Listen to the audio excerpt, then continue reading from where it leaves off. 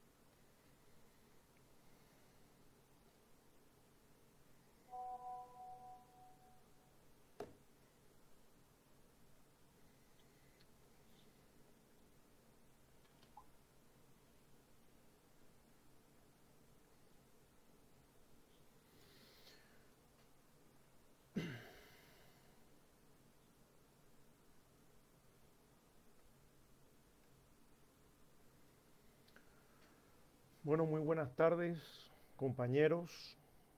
Eh, Espero que estén escuchándome y que me puedan ver.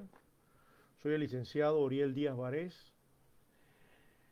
y en el día de hoy tengo el privilegio de hablarles un poco concerniente a los desafíos de las víctimas en el proceso penal. Ante que todo, quiero agradecer a la guía de la Academia Virtual por esta invitación y al mismo tiempo espero que esta información sea del agrado de todos.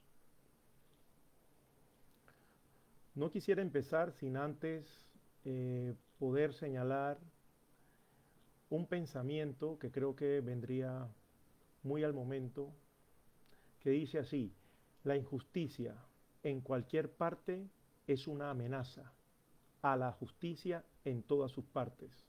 Martin Luther King. Buenas tardes a todos. El primer punto que queremos señalar es concerniente a la conceptualización de la víctima, del término víctima. Muchas veces hablamos de conceptos, hablamos de términos, pero en realidad lo que esos conceptos y estos términos están buscando es la transmisión de una idea. Y considero yo que para dar esa transmisión de esa idea sobre el concepto de víctima, ¿quién mejor que una víctima para desarrollar esa conceptualización, ya que la misma lo ha vivido? Es por esto que no quisiera entrar en un tema meramente teórico, sino tratar de buscar la forma de un tema ya concerniente a la práctica, a algo de un tanto un poco más real que nos haga sentir todo el tema concerniente a las víctimas. Quiero tomar como referencia una definición que no es de un autor, sino más bien es la definición de una persona entre tantas, entre millones de personas que ha tenido que pasar por esta situación como víctima. Y para esto señalo a la doctora Clara Rojas. Clara Rojas, colombiana, víctima de la FARC, como algunos conocerán, privada de su libertad y aunado a eso, llegando a concebir una criatura en cautiverio. Muy interesante el señalamiento o desde la perspectiva de esta víctima que le preguntamos, pues, ¿qué considera usted que sería el concepto de víctima? Y ella desde su perspectiva muy personal nos indica que sin duda fue un hecho traumático en la vida de esta persona, que no le gusta hablar de lo que ya pasó y que sufrió en carne propia. Y no solo eso, sino que también señala que vio el sufrimiento de su familia afectada. Dirán que por qué traigo a colación una definición de esta, pero es que creo que a veces las definiciones son muy frías de los autores, por más estudios que existan, y no es que le reste mérito, pero a veces necesitamos sensibilizar, llegar a tocar esa membrana que necesitamos para poder que de esta forma tomemos en consideración esa figura tan importante como es la víctima. Ella ha indicado 3 puntos muy importantes. El primero, que es un hecho traumático. Y lo consideramos que cuando hablamos de un hecho traumático, es aquel el que verdaderamente nos ha puesto en una situación de estrés, en una situación en la que todo nuestro organismo se altera desde el punto de vista fisiológico, desde el punto de vista sentimental. Y ese hecho traumático es muy fuerte. Por otra parte, dentro de esa definición, ella nos agrega otro elemento, y es que es algo que sufrió en carne propia. Y es lo que le decía, caló en lo más íntimo de la persona, ya sea en sus sentimientos, ya sea en su cerebro, ya sea de tal forma física, caló ese hecho traumático que le deja una marca durante todo el trayecto de su vida. Y por último, destaca ella en su definición, la afectación familiar. Pero es que trasciende de alguna o de otra manera el tema de la víctima. Y lo veremos más adelante cuando hablemos sobre las consideraciones de qué o quiénes son víctimas. Por otra parte, una vez señalado esta definición de una manera tal vez más humana, de una manera más transparente, no sé, por así decirlo, entramos a ver el punto de vista de la criminología. ¿Cómo la criminología ha visto a la víctima?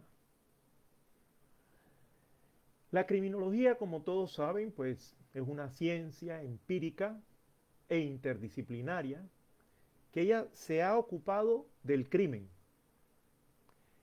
Pero una vez que se ha ocupado del crimen, se ha enfocado directamente en el delincuente. Tanto así que esa dedicación de estudio del delincuente lo lleva entonces a ver cuáles son los problemas de índole, ya sea individual o social, que han afectado al delincuente.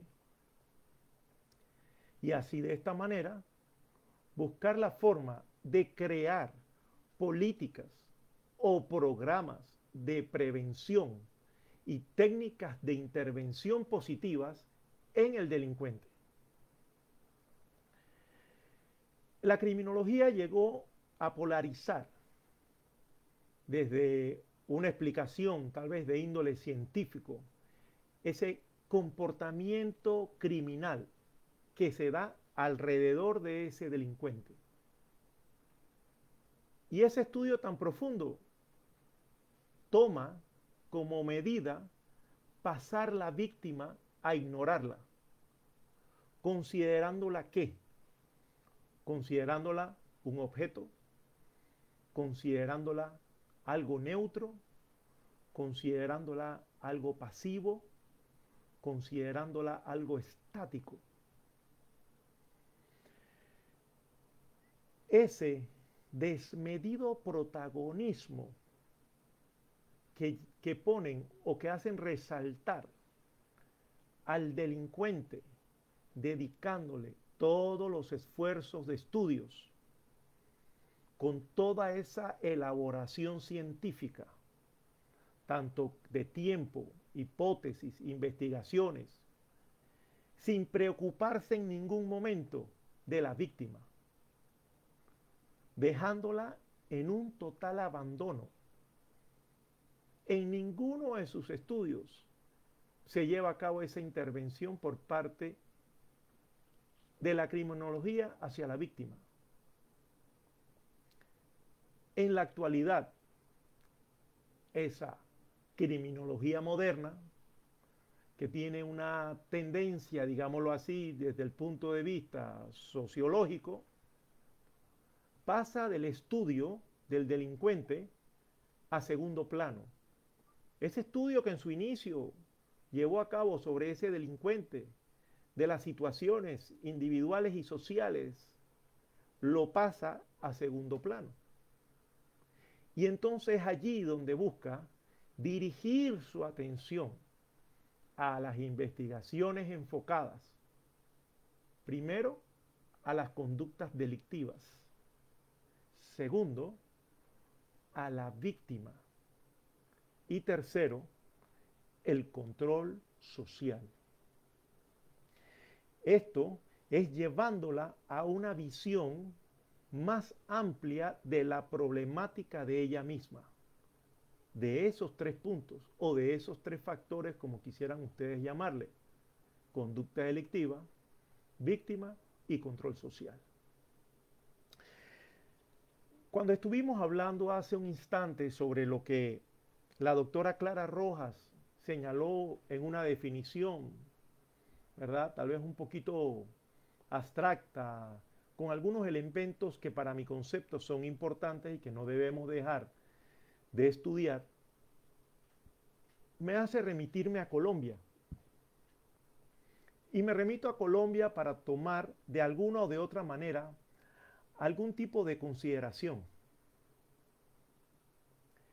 La Corte Constitucional de Colombia, a partir de la vigencia de la Ley 906 del 2004, llega de una manera a consolidar una línea jurisprudencial en cuanto al alcance que puede tener los derechos de las víctimas. Reconoce, y es la oportunidad para poder intervenir en que ella, en varias actuaciones y en diferentes momentos procesales, respetándole así su derecho, considerándolo no, como lo dijimos hace un momento, como un objeto, considerándola de igual forma como sujeto procesal. Y este sujeto procesal es equiparado a los mismos derechos y a la misma capacidad desde el punto de vista procesal al Ministerio Público, a la Fiscalía, al indiciado, al acusado. Y es donde vemos que se va abonando ese terreno para la víctima. No puedo dejar de señalar de igual forma por parte de la Corte Constitucional de Colombia una sentencia que es la número C-651 del 2011. En esta sentencia lo interesante es que se señala en cuanto a la naturaleza y el alcance del derecho de la víctima. Ese alcance y ese derecho que tiene la víctima dentro de ese proceso. Quisiera que me permitieran solamente poder leerle un extracto de esa sentencia, que es para mí la parte medular de la sentencia C-651 del 2011. Y señala esto: que el derecho de las víctimas y perjudicadas por un hecho punible gozan de una concepción amplia. Mire que no es algo de mínimo. Seguimos manteniendo esa amplitud del derecho y las garantías de la víctima, no restringida exclusivamente a una reparación económica, sino que incluye garantías como los derechos: el derecho a la verdad, el derecho a la justicia y el derecho a la reparación integral de los daños sufridos. Es interesante en esta sentencia cómo se acumulan todos estos elementos, en lo cual lo primero que hace es que nos indica todo que ese derecho de la víctima no es limitado, no tiene cortapisas desde ese punto de vista. Las cortapisas que puedan existir en un momento determinado, tanto para la víctima como en el imputado, pues ya sería parte de la justicia, ya sería parte del tribunal como tal, del juez. Pero tenemos que tener en cuenta y empoderarnos de ese derecho que tiene la víctima, porque es extensivo. Añade en esta definición en la sentencia los derechos que tiene en cuanto a la verdad. Necesitan las víctimas conocer cuál fue la verdad, qué fue lo que sucedió, quién fue el que lo cometió. Las víctimas no pueden vivir así como en un barco que va a la deriva.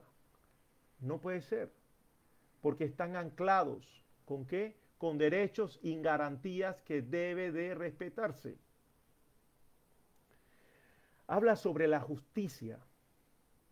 La justicia, porque tiene el derecho esa víctima de comparecer ante la justicia, de que esa justicia lo vea como un sujeto procesal de derecho y de garantías.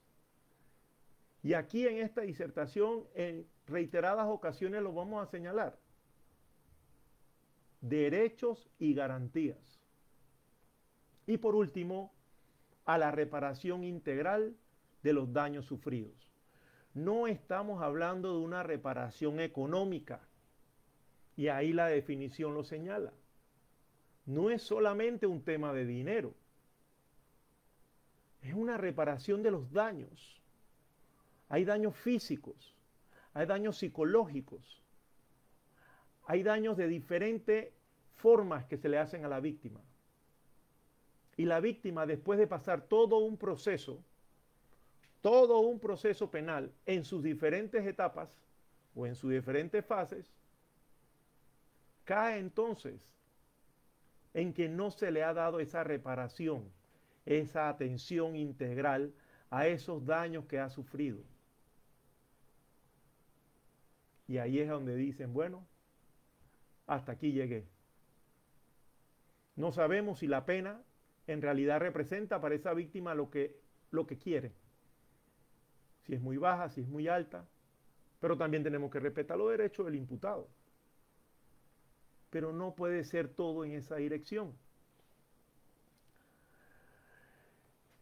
Estos criterios que se han desarrollado en esta protección de la víctima están fundados primordialmente en la dignidad. En la dignidad. La tendencia universal en esta protección es ampliada, igual como nuestra Constitución y otras normativas lo señalan, y estas comprenden las actuaciones de un interés primordial sobre el esclarecimiento de los hechos. ¿En aras de qué? De la verdad. En aras de la verdad. Y de igual forma, el derecho de la víctima a que sea escuchada. Necesita esa víctima que le escuchen.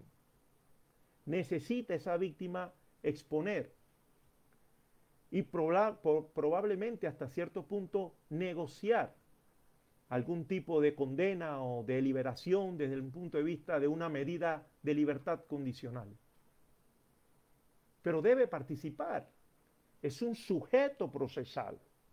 No lo podemos obviar.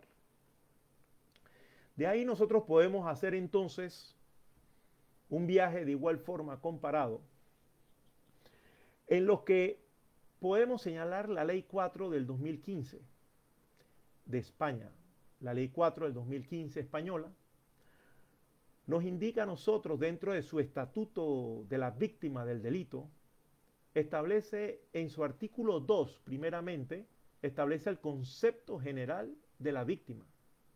Y en su artículo 3, establece los derechos de la víctima.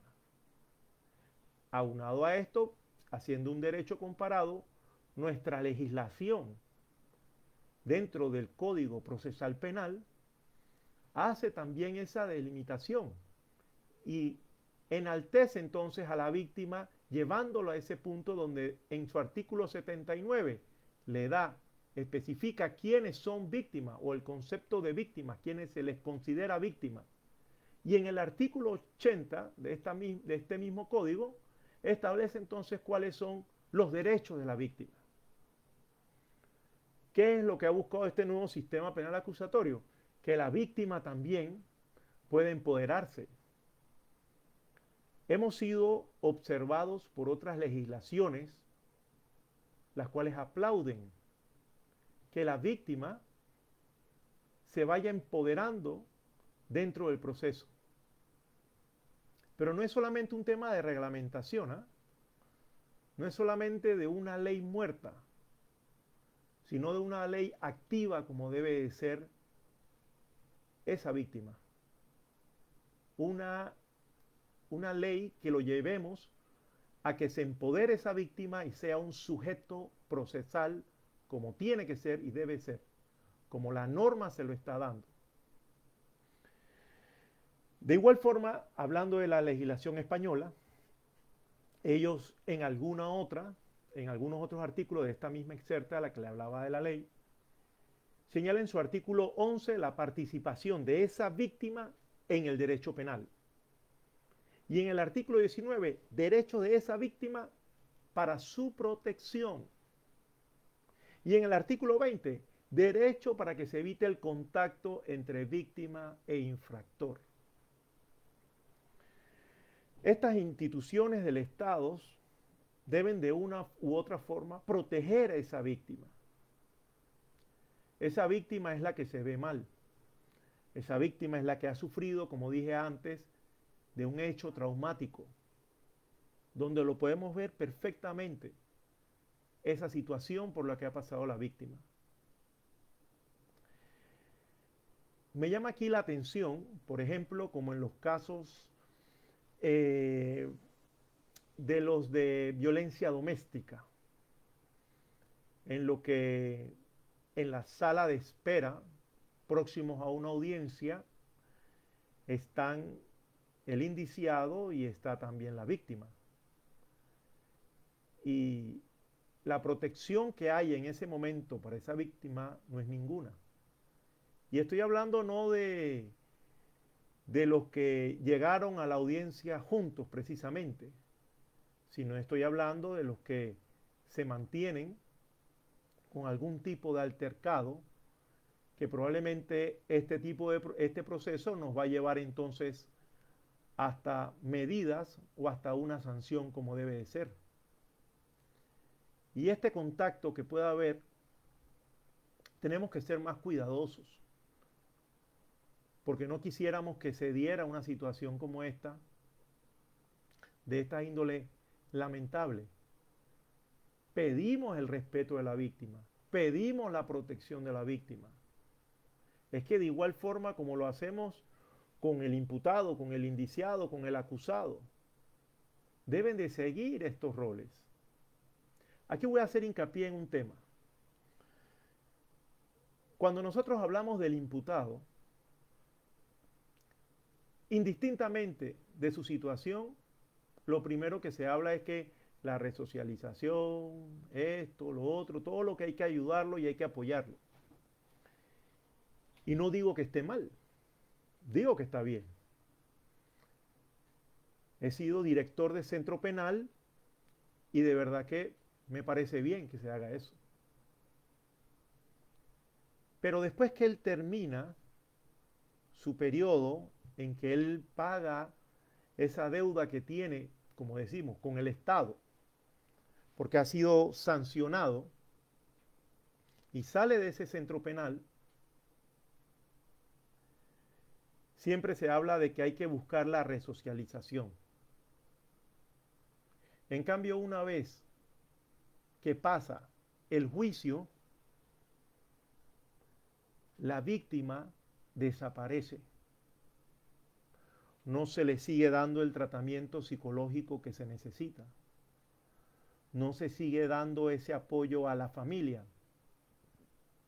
Y en diferencia a otras legislaciones, no hay una compensación económica. Entonces, vemos, por ejemplo, en los casos de violencia doméstica, esa mujer que queda con sus hijos, que ella era la ama de casa, no tenemos alguna forma de ayudarle, de darle algún tipo de compensación económica para poder que continúe con sus hijos. Y si nos vamos a hablar de la pensión y el señor está detenido, bueno, esos son otros 500 pesos. Pero es que no lo podemos ver de esa forma. Tenemos que ver que es una víctima y cuál es el alcance, la extensión de esa víctima. La participación de la víctima en el proceso penal. Ya nosotros aquí hemos hablado mucho de la conceptualización de la víctima, pero vamos a hablar de esa participación de esa víctima dentro de ese derecho penal. Y aquí por lo menos podemos señalar lo que Immanuel Kant indicaba, con que las personas, todos, tenemos ese derecho a que nos traten como personas, tenemos ese derecho a la dignidad y que tiene que ser respetado por todos. Y agrega también de que las personas no son un medio, las personas son un fin, las víctimas son un fin. La víctima no es una prueba procesal que se necesita que haga su testimonio, que se necesita que presente una denuncia, que se necesita que participe en el juicio para poder que declare. No, es que no es un medio. Aquí la víctima se ha visto como un medio, no es un medio. La víctima en realidad tiene que verse como un fin. Y ese debe ser el camino que debemos llevar todos. Cabe destacar, concerniente al respeto que debe existir en cuanto a la dignidad humana, un criminólogo noruego de nombre Nielsen Christie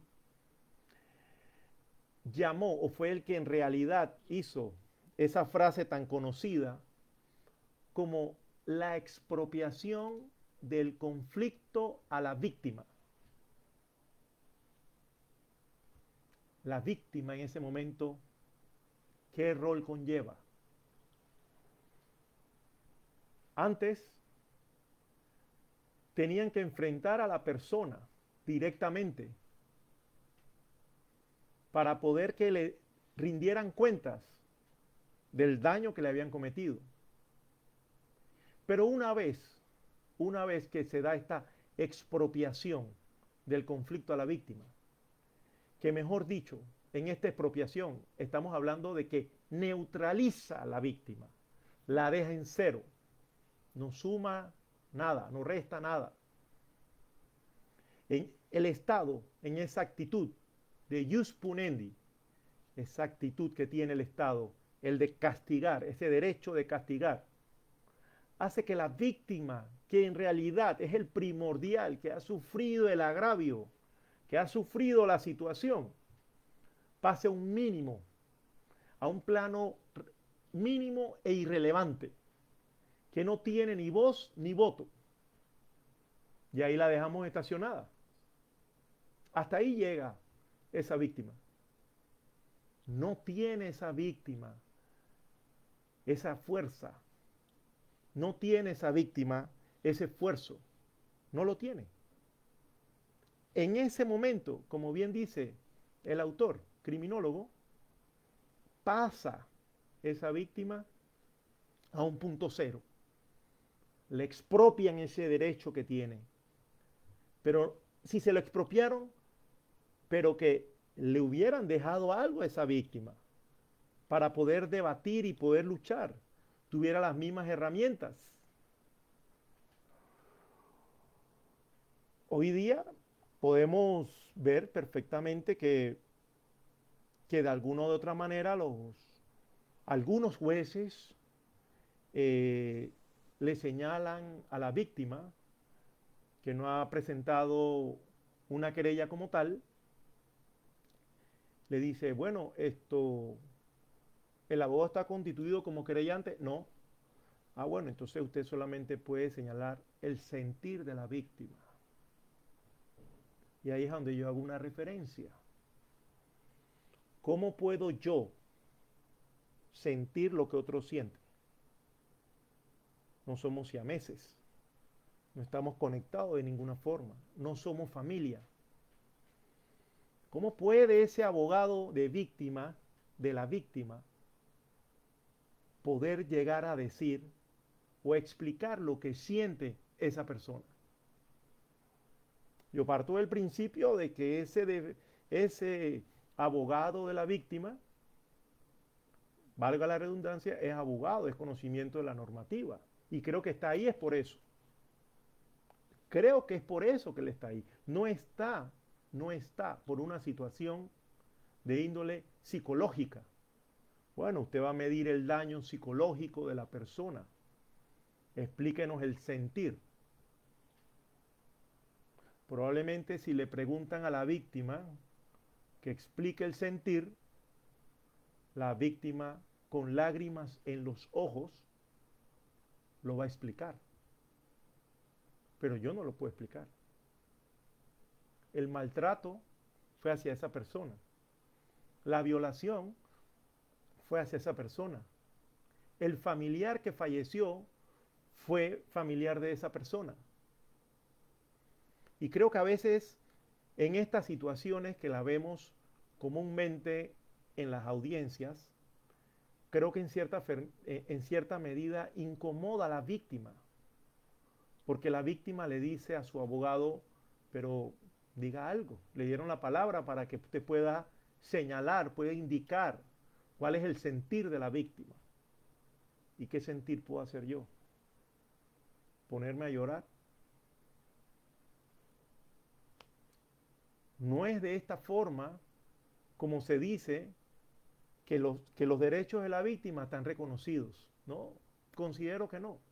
Digo, es un planteamiento en este debate jurídico que considero que no ayuda para que esa víctima ni que se pueda empoderar, ni que tenga esa fuerza de decir algo. En cambio, lo que hacen, por lo menos con el imputado, es de primera mano decirle, aquí está su abogado, si no, no se da la audiencia. Y el abogado puede alegar lo que sea, puede decir lo que sea. ¿Por qué la víctima, por qué el abogado de la víctima no puede? ¿Por qué tiene que quedar cruzado de brazos? ¿Por qué tiene que estar atado? Es que el abogado no puede dar la fundamentación jurídica porque no es querellante. Sí, pero es que lo que pasa es que vinimos de allá para allá, dadas las circunstancias.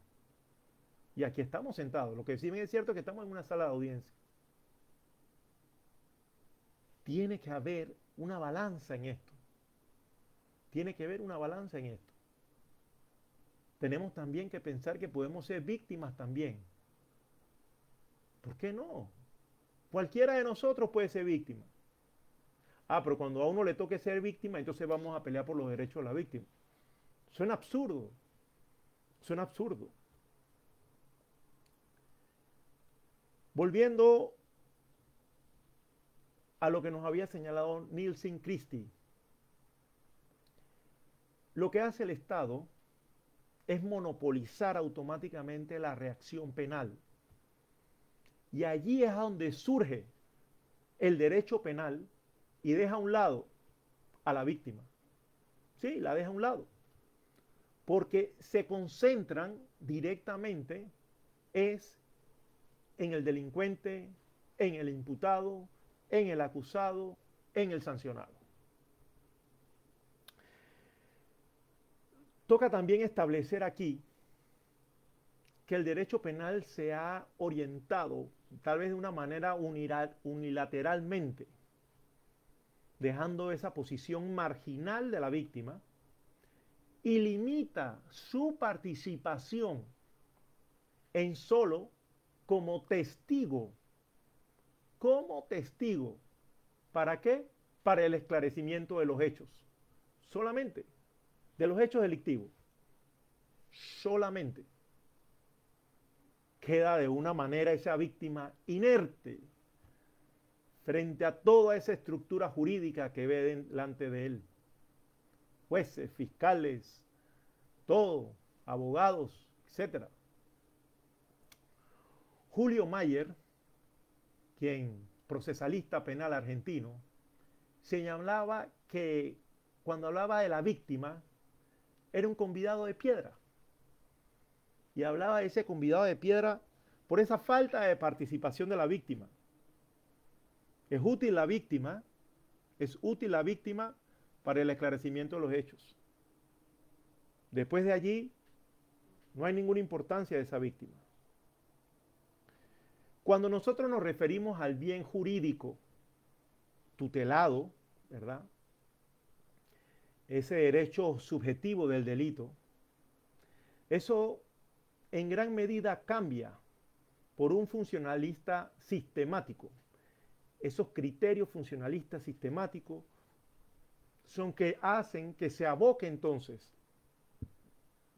esa lesión que considerábamos nosotros que era la víctima, ya esa lesión no es a la víctima, ya esa lesión más bien es a la norma jurídica, solamente a la norma jurídica.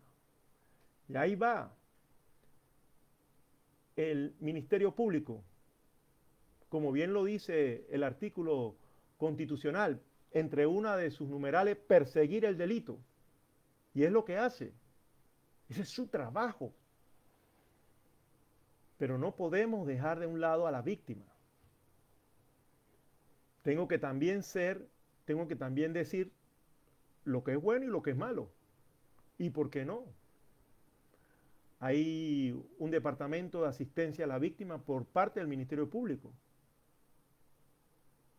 que ellos le dan esa primera asistencia a las víctimas. ¿Cuántas víctimas hay? Imagínense. Tal vez no es lo suficiente.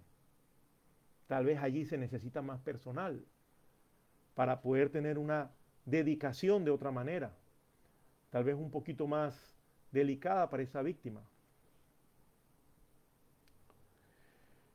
Voy a pasar ahora a tocar el tema sobre el redescubrimiento de la víctima. Yo soy del criterio, y con el debido perdón, de Benjamin Mendelssohn, que es quien era el de la teoría de la pareja criminal. Yo lamentablemente no estoy de acuerdo con un redescubrimiento de la víctima. Para mi concepto, la víctima siempre estuvo allí, porque no es que ella aparece. Para mi concepto, nunca desapareció, sino más bien ella fue olvidada de una manera absoluta, de una forma absoluta. Pero la víctima siempre estuvo allí. Sí, señores. Siempre estuvo allí. Busquen todos los expedientes anteriores, busquen todas las carpetas anteriores. Busquen todos los casos anteriores. La víctima siempre estuvo ahí, siempre estuvo una víctima. Que se le omitió son otros 500 pesos. Pero hubo legitimidad como víctima. Yo no puedo permitir que no se considere que esas víctimas estuvieron. Claro, la criminología, ¿verdad?, tiene un enfoque sobre el autor del delito y que a eso probablemente es lo que ha llevado a pensar a la gente a que se aboque en cierta medida a la admiración que hace sobre esas personas que cometen el delito. ¿Por qué? Porque bueno, tienen admiración de esa persona. ¿Cómo se atrevió esa persona a hacer eso? ¿Cómo la persona llevó a cabo esa conducta criminal? Nosotros no haríamos eso bajo ninguna circunstancia. Y eso causó, y lo señaló la criminología, desde cierto punto de vista, eso causó cierta admiración. Y no tenemos que ir lejos. Cualquiera que ve una de estas películas colombianas sobre Pablo Escobar, ya saben que era delincuente. Pero las personas la ven una y otra vez y sacan 10, 20, 30 versiones diferentes sobre lo mismo. Sobre la venta de droga, que mató, que hizo, que no hizo. Y esa admiración que la criminología nos ha venido señalando, porque hay una psicología dentro de esto, es lo que nos ha hecho a nosotros enfocarnos todavía más en el tema del delincuente. Es un asombro. Nos vamos enfocados al tema del delincuente. Hay que estudiarlo a él. Hay que ver qué es lo que sucedió. No la víctima, ¿eh? No la víctima. A esa mujer que violó no hay que estudiarla. No hay que ver qué fue lo que le pasó. Si tenía otro tipo de situaciones. Si de este hecho delictual han surgido otras situaciones de ella en su comportamiento. Eso no hay que estudiarlo. Claro que hay que estudiarlo. Necesita el apoyo. Hay que ayudar. Esta admiración que llevan a cabo a favor de este delincuente deja entonces a la víctima a un lado. ¿Por qué? Porque nadie quiere identificarse con el que pierde. Nadie. Nadie se quiere identificar con el que lesionaron. Nadie quiere identificarse con el que mataron. Nadie quiere identificarse con el que lesionaron, el que estafaron, el que maltrataron, el que violaron. Nadie se quiere identificar con esa persona. Es un tema de nosotros mismos. Pero bueno, ahí es donde surge ese redescubrimiento que le llama Mendelssohn de la pareja criminal. Y en cierta forma, puedo entender lo que habla como pareja criminal, mas no de redescubrimiento por lo que le dije anteriormente. La víctima siempre estuvo allí y se ha mantenido.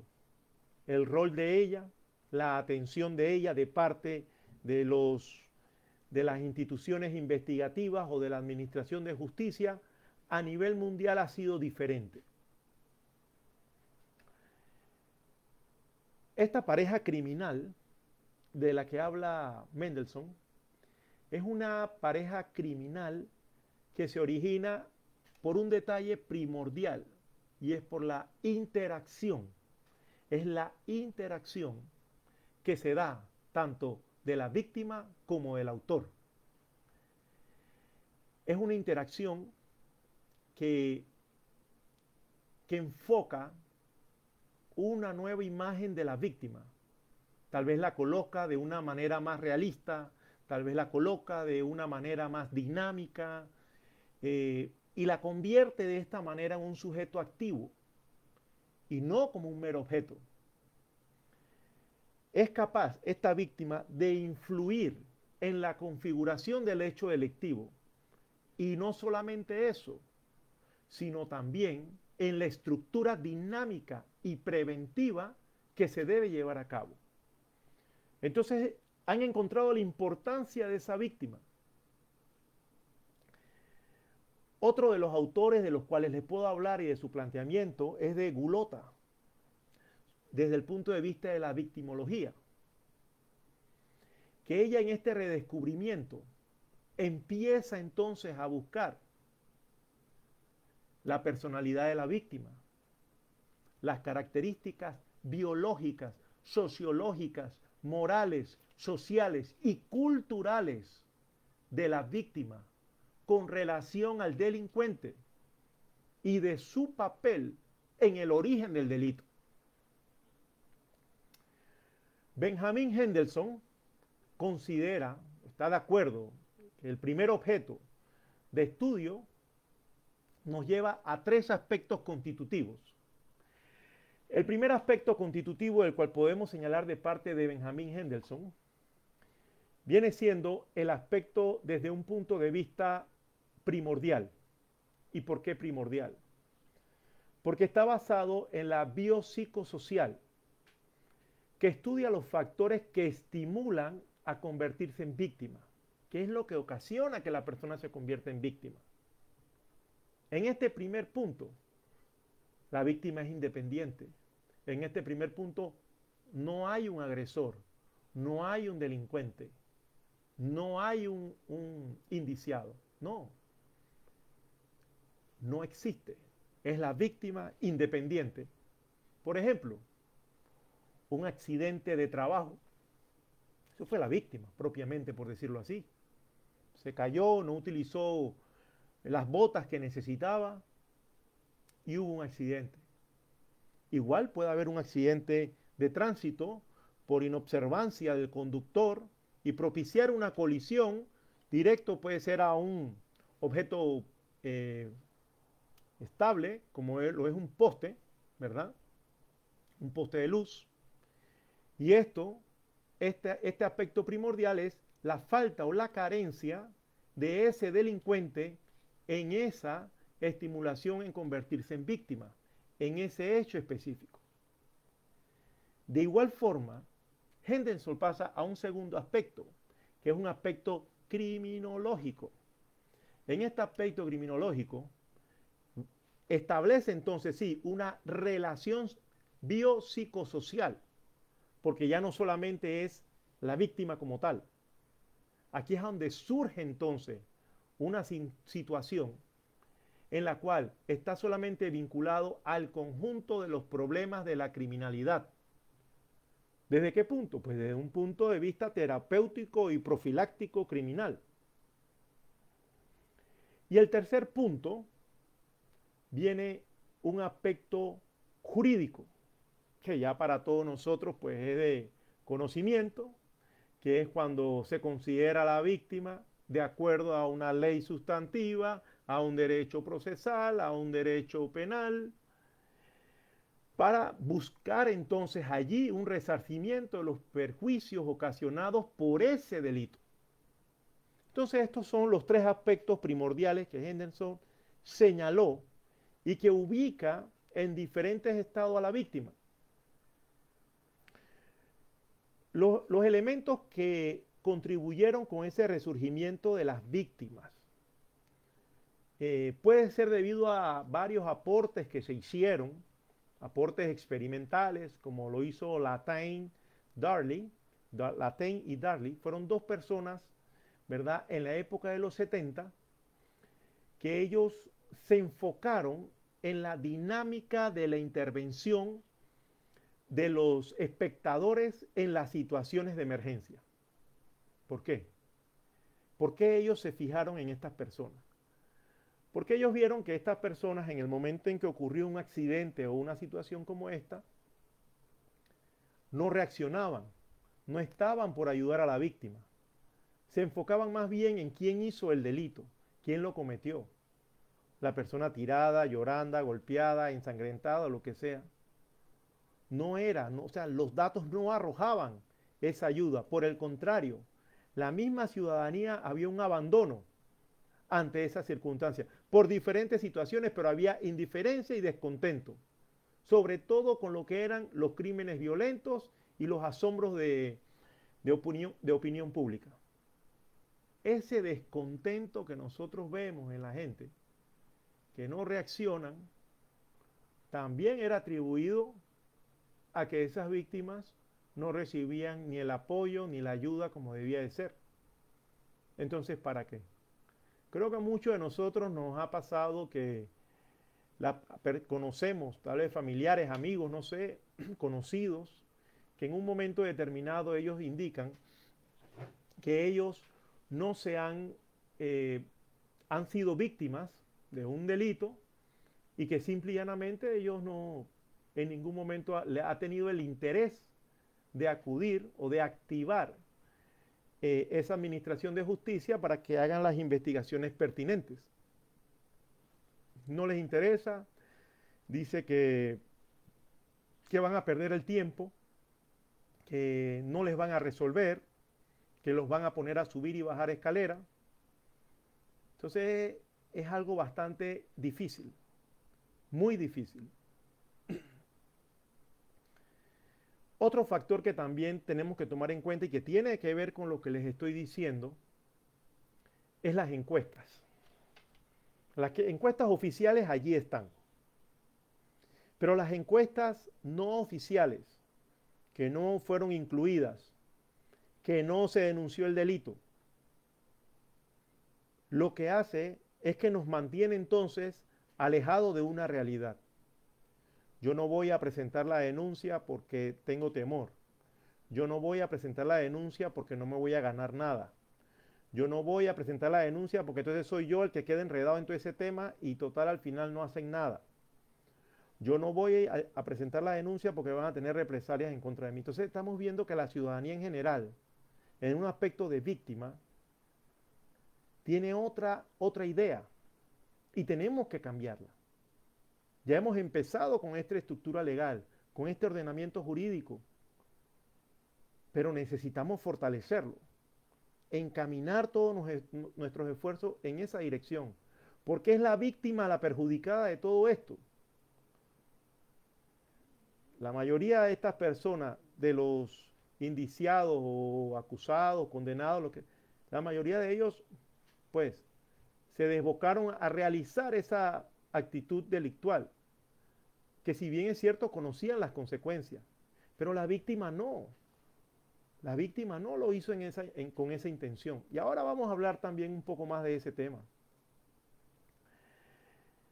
Cabe señalar otro factor de igual forma, como es el factor de los movimientos feministas de aquella época, ya que veníamos de los 70, iban evolucionando todo esto, y es porque estos grupos feministas o estos movimientos feministas buscan llamar la atención sobre la violencia que iba dirigida específicamente a la mujer, victimización de la mujer.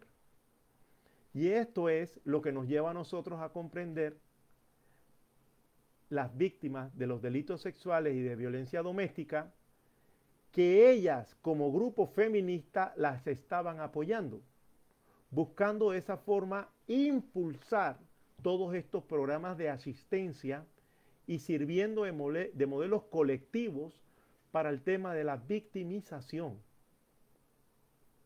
Eso ayudó en gran medida a que poco a poco la mujer se fuera empoderando y comprendiendo de primera mano que no es la única que tiene una situación parecida, pero que puede salir adelante y que tiene una obligación de presentar esa denuncia. Tiene esa obligación de ayudar a esclarecer esos hechos. Tiene una obligación de participar dentro de ese proceso. Tiene la obligación a que ella sea escuchada.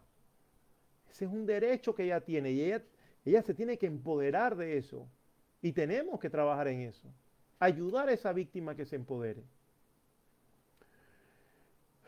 Por otra parte, para que cerremos esta parte de la idea, ese reencuentro, ese redescubrimiento que hablan de que la víctima de ese tema tímido y tardío, ¿verdad? Para poder llegar acá ya al Ministerio Público y presentar una denuncia, lo ha ido superando con el transcurrir del tiempo. Y la idea no es que existan más denuncias. La idea es que existan políticas de Estado dirigidas a la prevención de este tipo de delitos. Y tenemos que ayudar a que estas víctimas puedan, de alguna u otra forma, ser mayormente protegidas. No estoy diciendo que de una forma absoluta. No estoy diciendo que se le violen los derechos al imputado. No estoy diciendo que lo que diga la víctima debe de ser. No. A lo que yo me refiero con esto es el espacio, que se abra el espacio para que la víctima pueda participar de esa manera, que tenga ese rol dinámico. Quizás lo más importante de la victimología sea la deducción de que no solamente para hacer una prevención criminal, porque es lo que siempre se habla, ya no, ya ha enfocado en otra dirección y ya no es solamente el enfoque de la prevención criminal. Ahora vamos, o estamos, mejor dicho, en un enfoque de prevención victimal, que eso es lo que estamos viendo. Y con esto queremos decir entonces que ese enfoque de esa prevención es para evitar de que estas personas víctimas de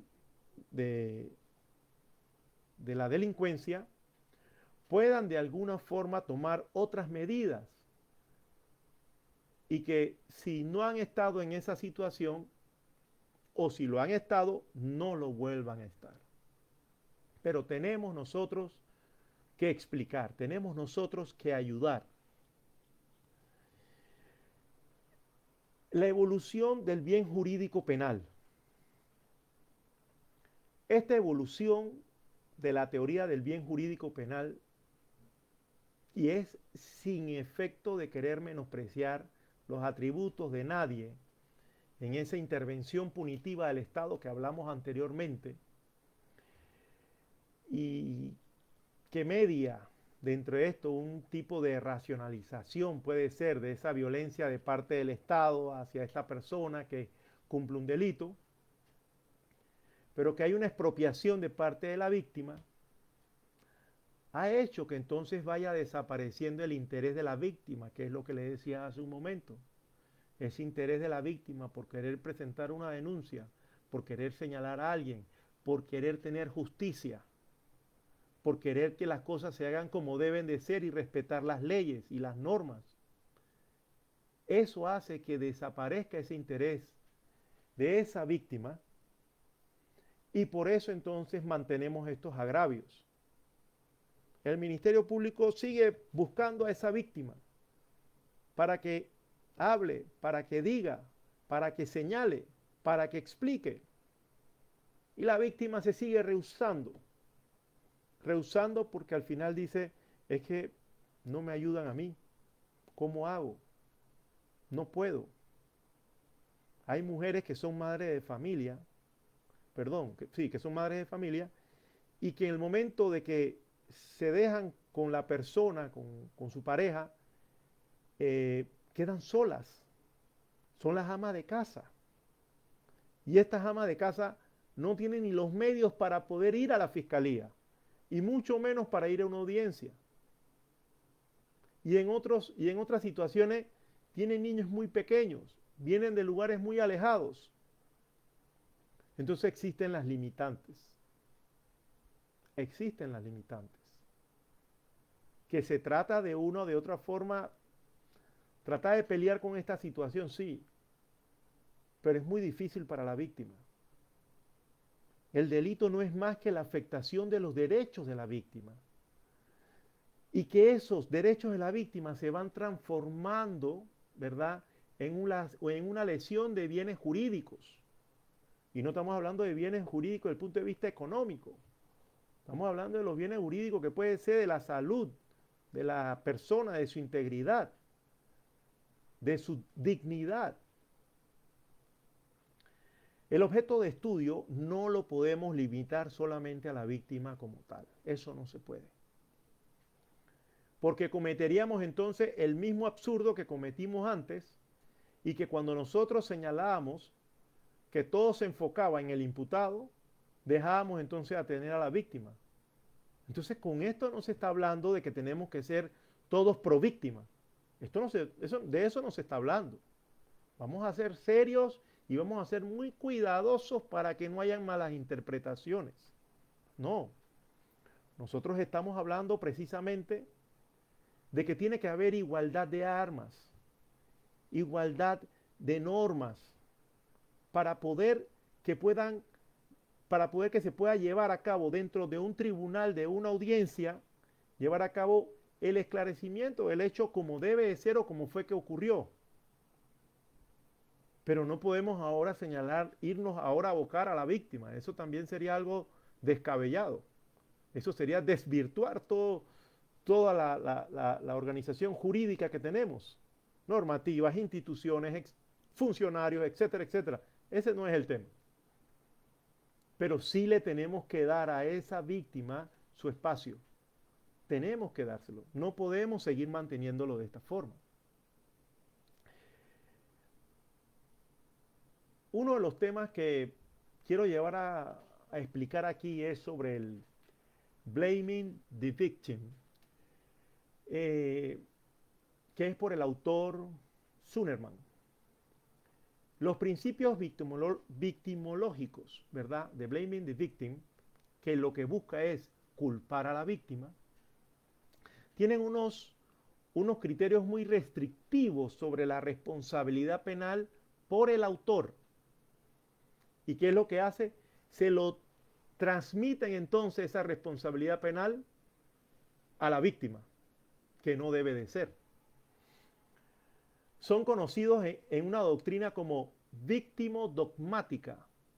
Víctimo-dogmática, por si alguien quiere anotar algo sobre eso. Y es que esta doctrina ha ido de alguna manera debilitando esa participación de la víctima en el proceso penal. Esto nos lleva a pensar a todos nosotros que esa víctima es provocadora por su intervención en la interacción que se derivó del delito. Esta culpa de la víctima que se haya dado ese hecho delictivo. Y cuando esto se da, según lo planteado por Zuckerman, es que esta situación no merece una protección por parte del derecho penal para la víctima. No lo merece, y de igual forma establece entonces que siendo esta la última ratio del ordenamiento jurídico. Por consiguiente, quiere decir como si la víctima se convirtiera en victimario y el victimario en víctima. Cabe señalar también que dentro de esa propuesta que nos está haciendo Zuckerman, se desplaza en ella dos direcciones que son muy interesantes. La primera dirección es sobre el delito de relación. Repito, por si alguien quiere tomar algún apunte, delito de relación. Y la segunda parte es el delito de intervención. Voy a pasar a explicar esto de una manera bastante sencilla.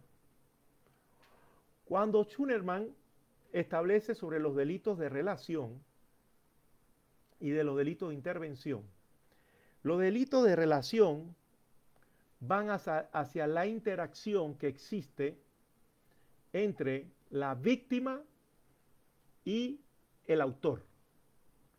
Hay algún tipo de interacción entre ellos y que probablemente nos lleve a pensar que la víctima pudo ser en algún momento la que propició por parte del autor esa actividad delictual. Por otra parte, y lo señalan en segundo plano, lo hace Zuckerman, los delitos de intervención. En estos delitos de intervención es en el momento en que el autor interviene en el plano, en el ámbito de la víctima para cometer el hecho delictual. Es interesante cuando, cuando Zimmerman empieza a establecer the blaming the victim, o sea, la culpa, culpar a la víctima, y que al final nos lleva en dos direcciones, que es tanto la relación, los delitos de relación como los delitos de interacción. Podemos también, por otra parte, señalar la atención o la asistencia, por así decirlo, desde el punto de vista económico de la víctima.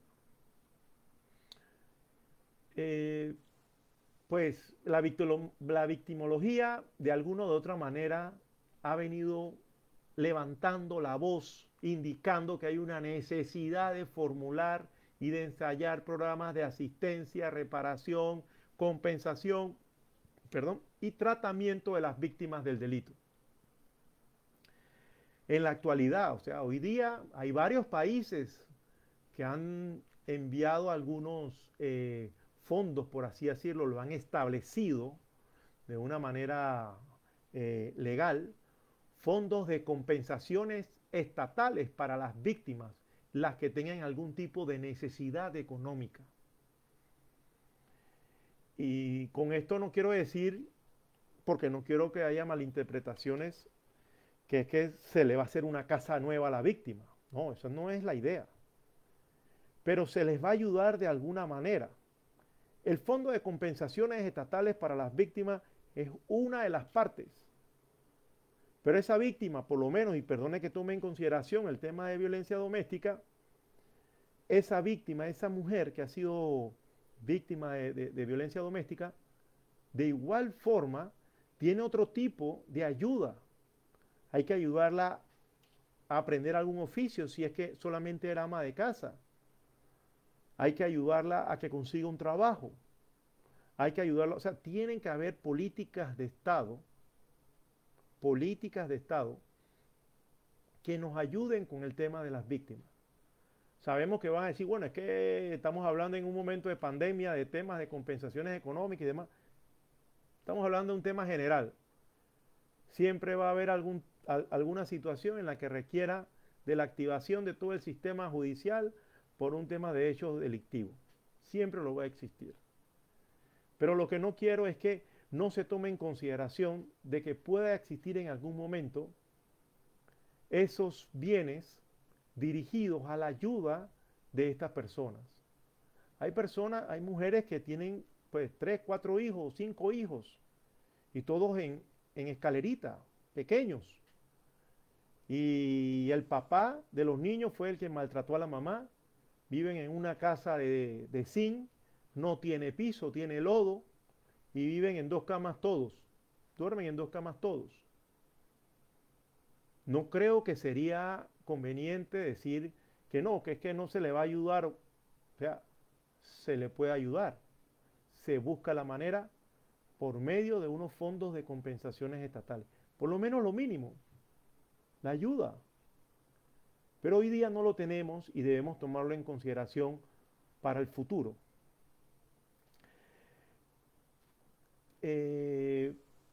Hay temas en cuanto a la diferencia de la victimología y la victimodogmática, que es muy importante establecerlos aquí para antes de poder cerrar. Lo primero que tenemos que señalar nosotros es que la victimodogmática, ella contrapone los derechos del delincuente que los de la víctima. Para ella es más interesante el estudio, para ella es más interesante los programas, para ella es más importante el ayudo para el delincuente que para la víctima. En contrario sensu de lo que está buscando la victimología hoy día con un perfil o con una línea desde el punto de vista sociológico, probablemente con un estudio más profundo. La victimodogmática encuentra un excesivo protagonismo en el lamento de la víctima. O sea, que para la victimodogmática, lo que ella considera es que cuando se está quejando esa víctima, y por decirlo con otras palabras, y ustedes disculpen, es un lamento que simple y llanamente puede ser utilizado no solamente para que sea sancionado el delincuente, sino también puede ser utilizado para una pena excesiva de lo que debe de ser. Y por último, como tercer punto, la víctima dogmática.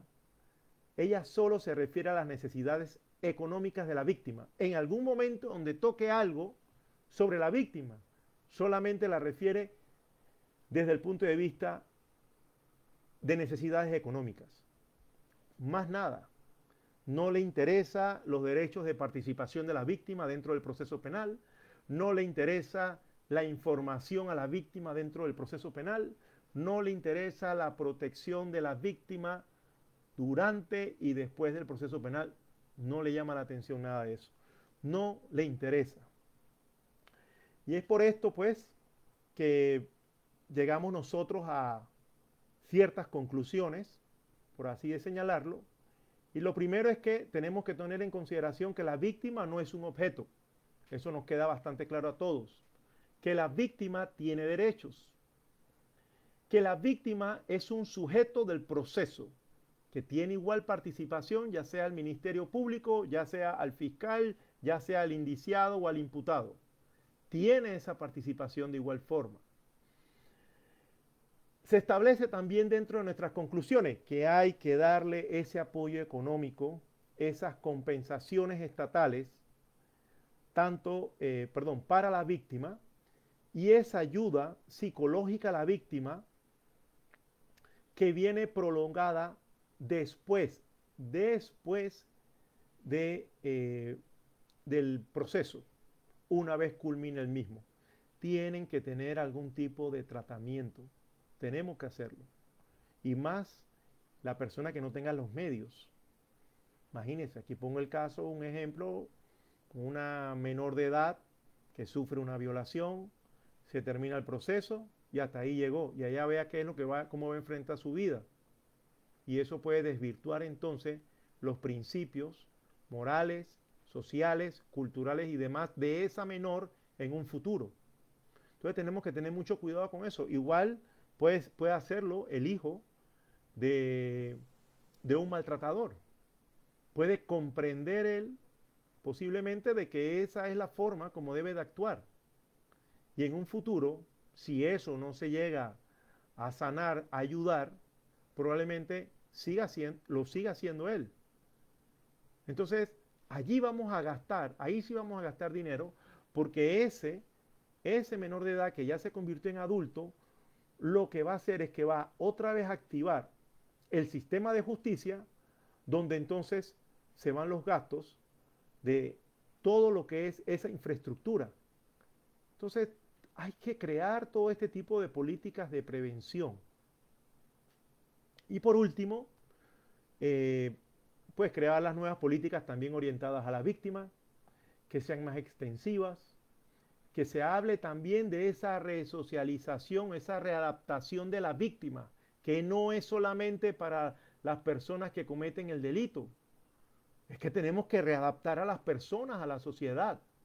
Esa persona siente que la sociedad le falló, siente que no cree en las personas en esa sociedad, cree que no confía tampoco en la administración de justicia, ni él ni sus familiares. Entonces tenemos que darle ese apoyo a esas víctimas.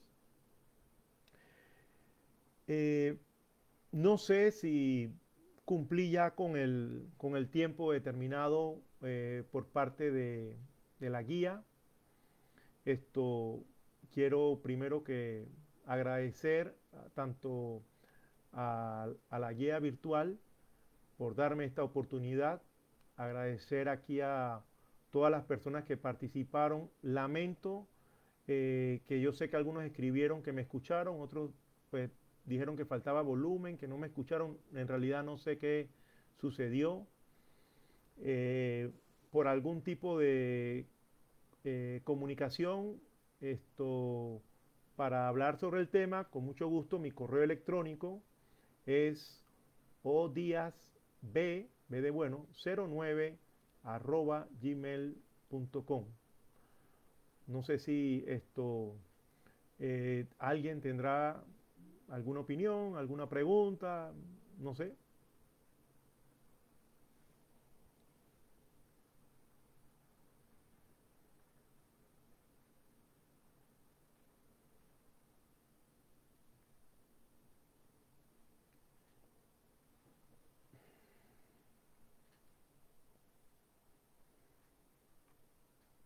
Bueno, espero que para todos haya sido de su agrado esto.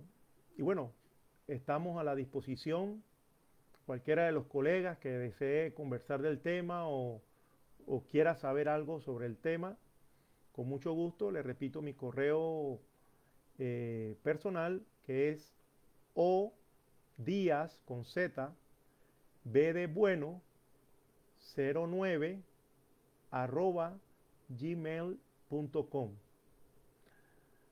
Hasta aquí, pues, agradeciéndole a todos la participación y esperemos vernos entonces en otra sesión.